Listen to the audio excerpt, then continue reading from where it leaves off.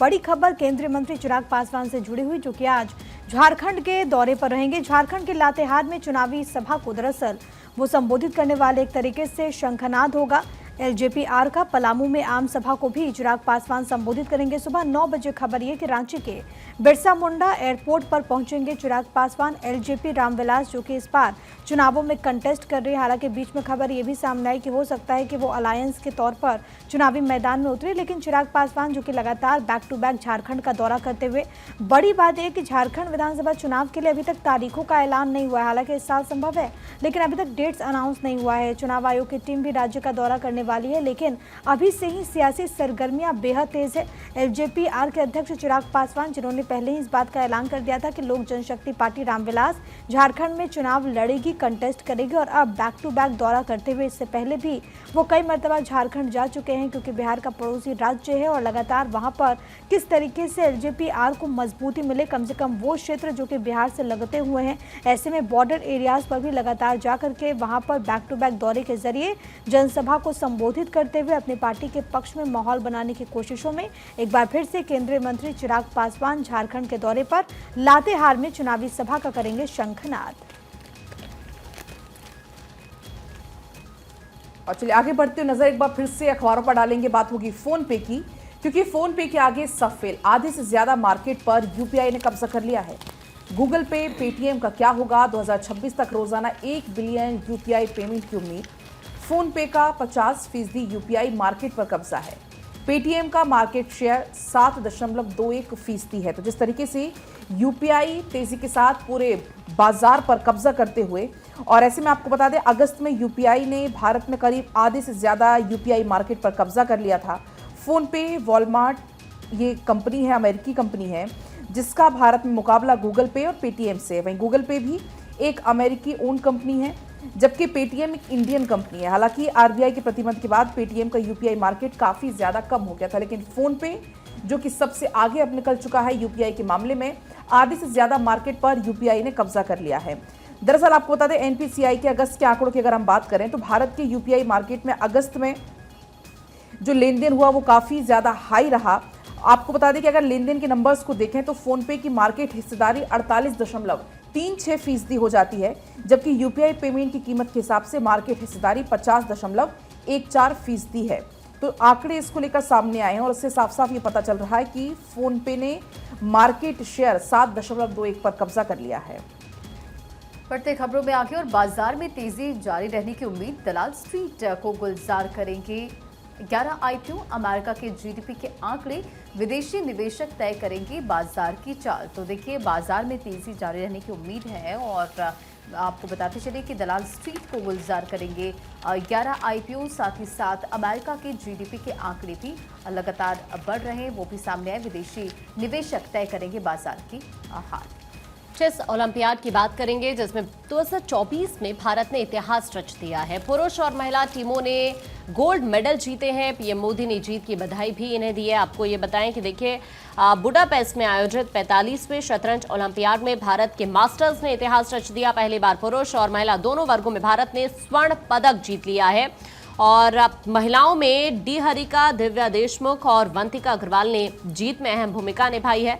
आपको ये बता दें कि इसी को देखते हुए जिस तरह का प्रदर्शन रहा, प्रधानमंत्री नरेंद्र मोदी ने भी इन तमाम प्लेयर्स को बधाई दी है। एक पोस्ट के जरिए पीएम की तरफ से बधाई दी गई है, क्योंकि विश्व ने लोहा माना है भारत के युवा शतरंज मास्टर्स का। जिस तरह का गेम इनकी तरफ से खेला गया, उसको देखते हुए ही प्रधानमंत्री नरेंद्र मोदी की तरफ से इन्हें बधाई भी दी गई है। और ये आपको ये बताएं कि देखिए भारत ने एक बार फिर से इतिहास रच दिया, जब पुरुष और महिला टीमों ने बुडापेस्ट में आयोजित 45वें शतरंज ओलंपियाड के अंतिम दौर में अपने अपने प्रतिद्वंदियों को हराकर इस प्रतियोगिता में पहली बार स्वर्ण पदक जीता है। Grand master D Gukesh, Arjun Erigaisi और आर प्रगानन ने स्लोवेनिया के विरुद्ध 11वें दौर में अपने अपने मैच जीत लिए। महिला वर्ग की बात करें तो डी हरिका, दिव्या और वंतिका की अजरबैजान की खिलाड़ियों से टक्कर हुई, जिसमें देश के लिए उन्होंने स्वर्ण पदक सुनिश्चित किया। भारतीय पुरुष टीम ने इससे पहले टूर्नामेंट की 2014 और 2022 चरण में कांस्य पदक जीते थे। भारतीय महिला टीम ने चेन्नई में 2022 के चरण में कांस्य पदक जीता था। और इस बार 3-0 से जीत हासिल कर ली है। भारतीय टीम ने एक मैच रहते हुए स्लोवेनिया पर भारतीय महिलाओं ने अजरबैजान को 3-5, 0-5 से हराकर देश के लिए स्वर्ण पदक जीता है। डीआरिका दिव्या देशमुख ने बढ़त दिलाई और उसके बाद प्रधानमंत्री नरेंद्र मोदी की तरफ से इन तमाम प्लेयर्स को बधाई भी दी गई है। और एक और इतिहास भारत ने रचा है। भारत चेन्नई टेस्ट जीत चुका है, बांग्लादेश को 280 रन से हराया। अश्विन का शतक, 6 विकेट भी लिए, 3 भारतीय बल्लेबाजों ने सेंचुरी लगाई। टीम ने सीरीज में 1-0 की बढ़त हासिल कर ली है।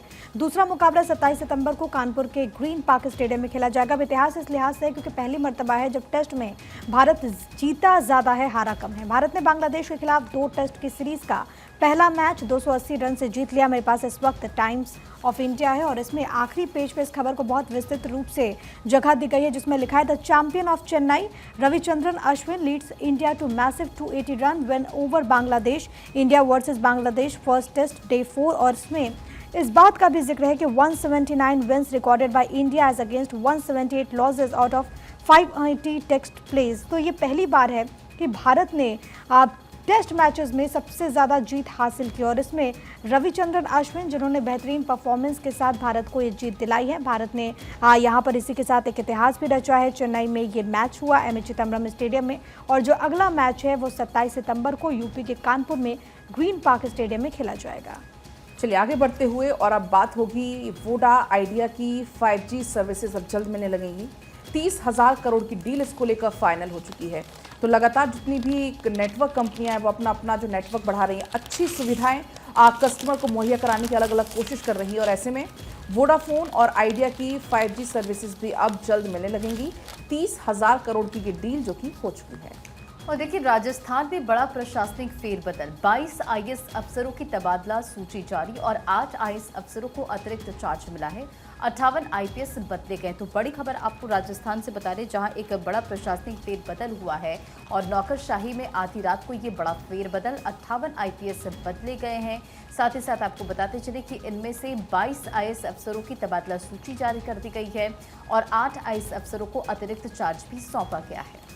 लखनऊ से खबर है, अब मनकामेश्वर मंदिर से जुड़ी हुई ये खबर है। बाहर से खरीदा प्रसाद मंदिर में लाने पर पाबंदी लगा दी गई है।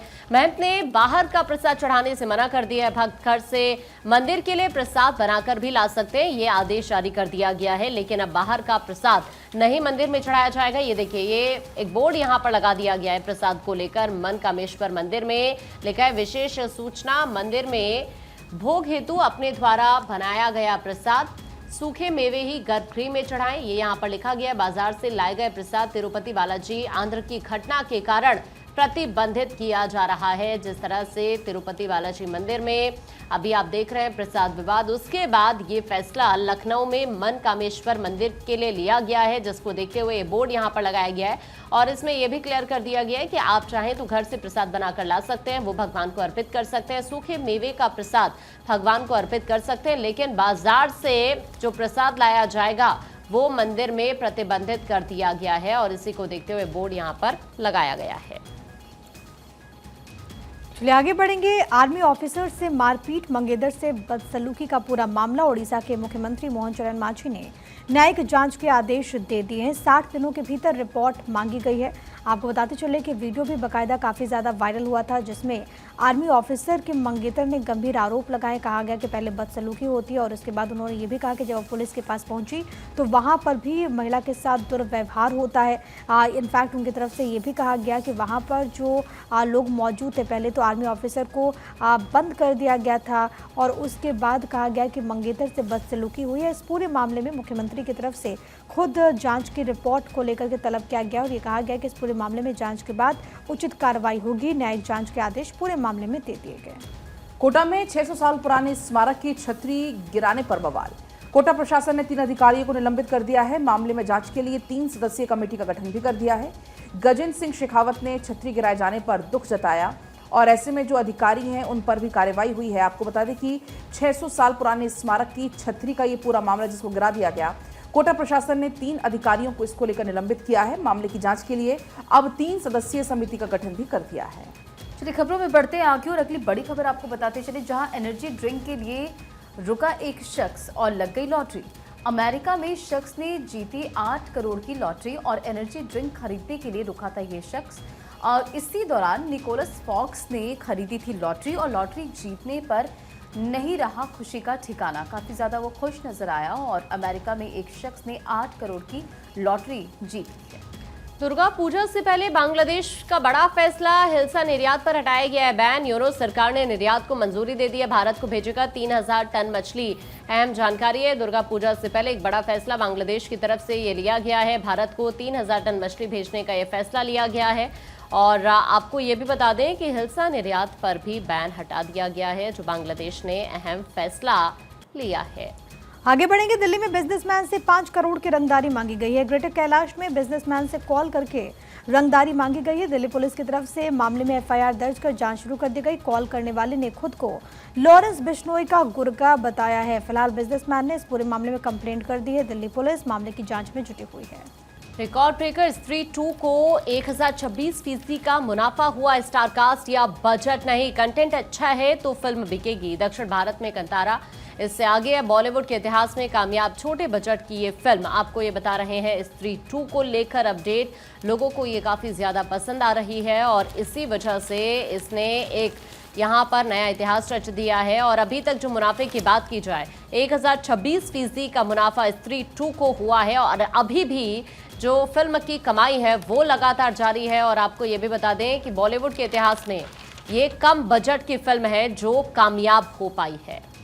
आगे बढ़ेंगे। सीपीए का सम्मेलन आज से दिल्ली में। संसद में 2 दिवसीय सीपीए सम्मेलन। लोकसभा अध्यक्ष ओम बिरला करेंगे अध्यक्षता। विधानसभाओं के अध्यक्ष और सचिव भी लेंगे भाग, तो अपने आप में बेहद ज़्यादा महत्वपूर्ण है। सीपीए का सम्मेलन आज से दिल्ली में शुरू होगा और इसमें अलग अलग राज्यों के जो विधानसभा हैं उनके अध्यक्ष इसमें हिस्सा लेंगे। लोकसभा अध्यक्ष ओम बिरला की भी इस दौरान मौजूदगी रहेगी, वो इसकी अध्यक्षता करने वाले हैं। चलिए आगे बढ़ेंगे। सवाई माधोपुर कोटा ट्रैक पर देश का पहला कवच 4.0। दरअसल आपको बता दें, ओवर स्पीड में तुरंत ब्रेक लगेंगे। रेल मंत्री अश्विनी वैष्णव खुद इसका ट्रायल करेंगे। तो जिस तरीके से रेलवे की सुरक्षा को बढ़ाने के लिए नए नए कदम उठाए जा रहे हैं, ऐसे में सवाई माधोपुर कोटा ट्रैक पर देश का पहला कवच 4.0 ओवर स्पीड जैसे ही होगी तुरंत ब्रेक लगेंगे। रेल मंत्री खुद इसका ट्रायल करेंगे। और बात अब बुलडोजर एक्शन की कर लेते हैं। बुलडोजर एक्शन पर सुप्रीम कोर्ट के वकीलों के सुझाव, मकान मालिक को कारण बताओ नोटिस दें और नोटिस देकर 1 महीने का समय भी दिया जाए। जवाब सुने बिना बुलडोजर ना चलाया जाए, ये कहा गया है। और बुलडोजर एक्शन पर सुप्रीम कोर्ट के वकील के सुझाव और मकान मालिक को कारण बताओ नोटिस पहले भेजे और नोटिस देकर 1 महीने का समय दे। साथ ही साथ ये तमाम बातों का जिक्र किया गया। जवाब सुने बिना बुलडोजर ना चलाए, यानी कि पहले जवाब सुने, 1 महीने का नोटिस उन्हें दे, 1 महीने का वक्त दिया जाए और उसके बाद ये जवाब सुने। और चलिए खबरों में आगे बढ़ेंगे और उन खबरों का जिक्र करेंगे जिनका अखबारों में भी जिक्र किया।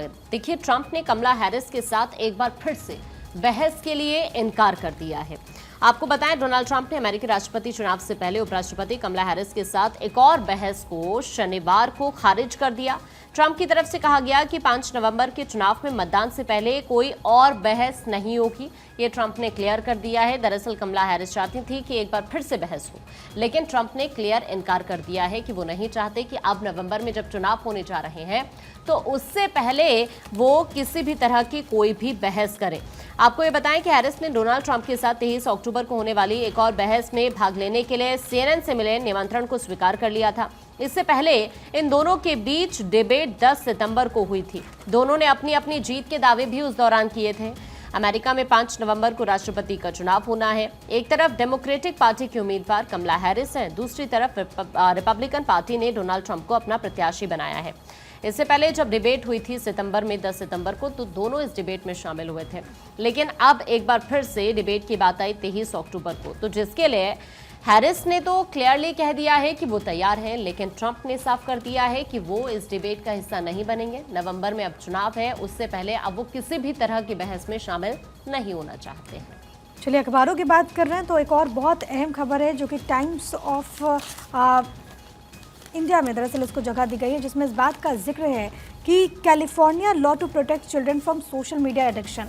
इसमें ये बात है कि कैलिफोर्निया में एक बहुत अहम फैसला जो कि गवर्नर की तरफ से लिया गया है, और ये फैसला छोटे बच्चों के लिए, क्योंकि अक्सर हम देखते हैं कि छोटे बच्चे किस तरीके से सोशल मीडिया पर एडिक्टिव हो जाते हैं, वो किस तरीके से सोशल मीडिया का इस्तेमाल करते हैं, लेकिन ये कितना हानिकारक उनके लिए हो सकता है, इसको सोचते हुए कैलिफोर्निया की गवर्नमेंट ने, वहाँ के गवर्नर ने एक बहुत अहम फैसला लिया, जिसके तहत कहा गया है कि 2027 में ये जो लॉ है वो लागू हो जाएगा, ये जो कानून है वो लागू हो जाएगा। इसके तहत होगा क्या? इसके तहत जो सोशल मीडिया कंपनी है वो बच्चों के अकाउंट पर ऐसे जो नोटिफिकेशन है, क्योंकि अक्सर आपको पता है कि एल्गोरिथम होता है, लेकिन वहाँ पर ऐसा नहीं होगा। बच्चों के लिए जो ज़रूरी है उनको वैसे ही कंटेंट दिखाए जाएंगे। इस नए कानून में ये भी कहा गया है कि बच्चे अगर स्कूल में हैं तो ऑफिस स्कूल के उस ड्यूरेशन में उन तक कोई भी नोटिफिकेशन नहीं पहुँचेगा। इसके अलावा कहा गया है कि स्लीप आवर्स के दरमियान भी बच्चों के पास कोई नोटिफिकेशन कोई कंपनी नहीं भेजेगी। ये जानकारी है कि 18 घंटे, यानी कि जितने वक्त बच्चे स्कूल में रहते हैं और जितने वक्त वो सोते हैं, उन तक कोई भी मैसेजेस इन तमाम सोशल मीडिया प्लेटफॉर्म की तरफ से नोटिफिकेशन के तौर पर नहीं भेजा जाएगा। क्योंकि जब कैलिफोर्निया की बात होती है तो कैलिफोर्निया यूएस का सबसे ज़्यादा पॉपुलर शहर भी के तौर पर भी आप देखें, और इसमें इसकी आबादी तमाम राज्यों की अपेक्षा में, अगर अमेरिका के आप बात करेंगे तो ज़्यादा है। तो वहाँ पर ये बहुत अहम फैसला लिया गया, और जाहिर है कि इसका बहुत एक सकारात्मक प्रभाव भी देखने को मिलेगा, क्योंकि अक्सर हम देखते हैं कि छोटे छोटे बच्चे जो कि किस तरीके से सोशल मीडिया साइट का इस्तेमाल करते हैं, कई बार ये उनके लिए भी काफ़ी ज़्यादा नुकसान हो जाता है, और इसी को ध्यान में रखते हुए कैलिफोर्निया में ये फैसला लिया गया।